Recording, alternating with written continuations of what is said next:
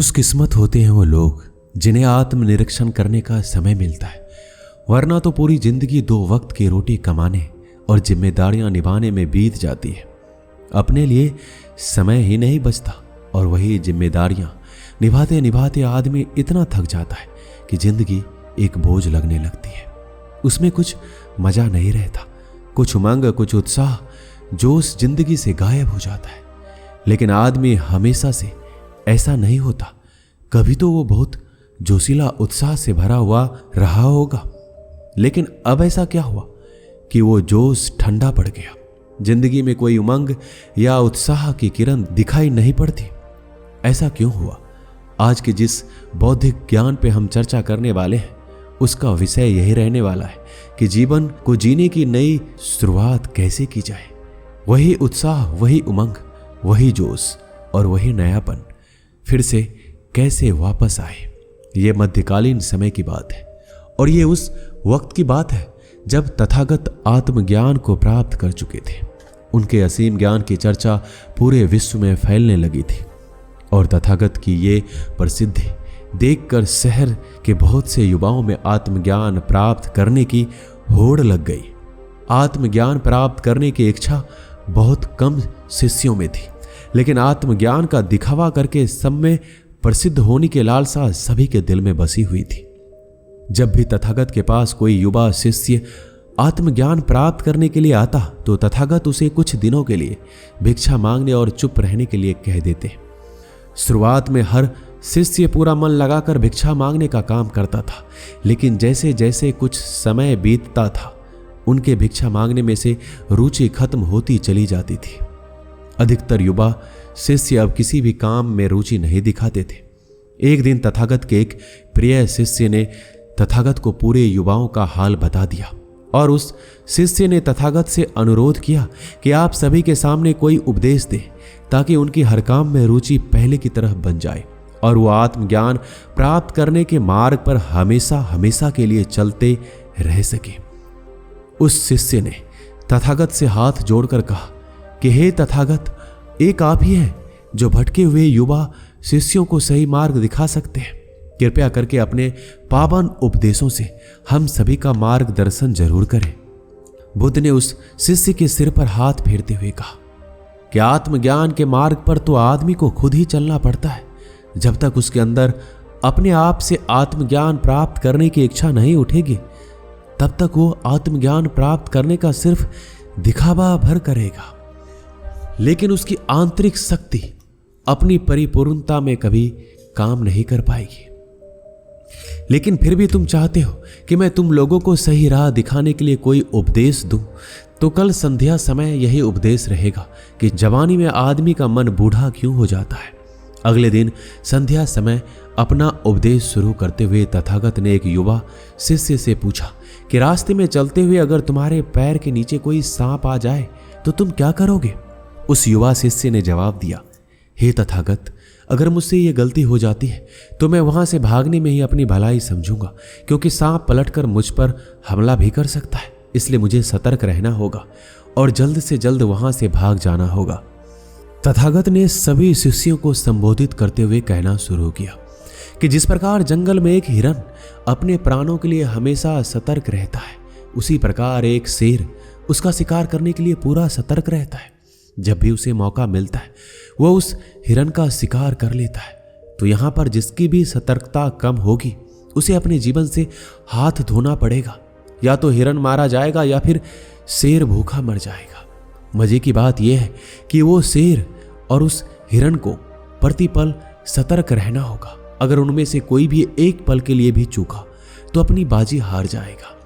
लेकिन हम मनुष्य कभी ये नहीं सोचते कि कभी भी कोई भी सांप हमारे पैर के नीचे आ सकता है, इसलिए हमें सतर्क रहना चाहिए। हम अपना हर कदम पूरी बेहोशी के साथ उठाते हैं, क्योंकि हमें हमेशा यही लगता है कि हमारे पैर के नीचे कोई कंकर भी नहीं आ सकता, तो सांप आना तो बड़ी दूर की बात रह गई। इसलिए हम धीरे धीरे बेहोशी में चले जाते हैं। तथागत ने अपना उपदेश आगे बढ़ाते हुए कहा, जब तुमने बचपन में चलना सीखा होगा तो तुम सबने एक एक कदम बड़ी होशियारी, बड़ी सतर्कता और बड़े होश पूर्वक रखा होगा। लेकिन जैसे जैसे तुम चलने में माहिर हो गए वैसे वैसे तुम्हारा चलने पे से ध्यान हटता चला गया और तुम बेहोशी में चलते गए। अब जीवन में कोई भी कदम बढ़ाना तुम्हारे लिए सतर्कता नहीं रहा। अब साधारण चाल चलना तुम्हारे दिमाग के लिए एक आदत बन चुकी है और उस आदत को दोहराने के लिए आपको सतर्क रहने की कोई जरूरत नहीं पड़ती। इसलिए आप धीरे धीरे बेहोशी में चले जाते हैं। अधिकतर लोग जब जीवन में एक ही प्रकार का कार्य करते हैं तो धीरे धीरे उस कार्य में उनका मजा खत्म हो जाता है। अब उस काम को करने में उन्हें कोई रस नहीं आता, बस वो आदतन उस काम को कर रहे होते हैं और इसी वजह से हमारी जिंदगी के ज्यादातर काम आदतन होने लगते हैं जिनमें कोई रस नहीं रह जाता और धीरे धीरे हमारा जिंदगी में से वो रस खत्म हो जाता है। कोई जोश, कोई उत्साह, कोई उम्मीद दूर दूर तक नजर नहीं आती। हम सांस तो लेते रहते हैं लेकिन अंदर से पूरी तरह से मर चुके होते हैं।